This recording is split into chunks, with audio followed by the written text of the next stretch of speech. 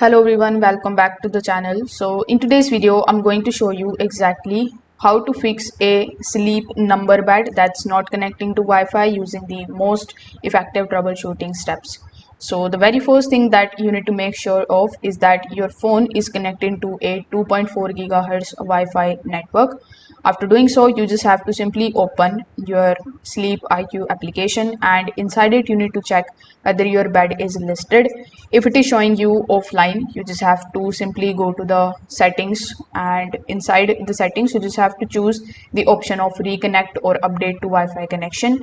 Then simply follow the prompts in order to enter your current Wi-Fi password. Now, if the bed still won't connect, you can just simply unplug the Sleep IQ or responsive air controls unit from the power for about 30 seconds, and after 30 seconds simply plug it back in and wait for a few more minutes for it to fully restart before trying the setup again. Now, you need to also check the Wi-Fi status light. So you can find it inside your Sleep IQ module. So if flashing or the amber indicator usually means that the module is trying to connect but can't reach the network. So in that case, you just have to do nothing but to just simply move the router closer if the signal is weak, or complete the setup with your phone near the bed.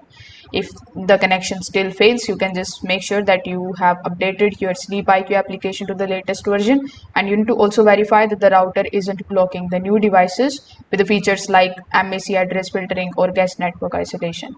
So if this video helped you out, make sure that you like this video and subscribe to the channel. Thanks for watching.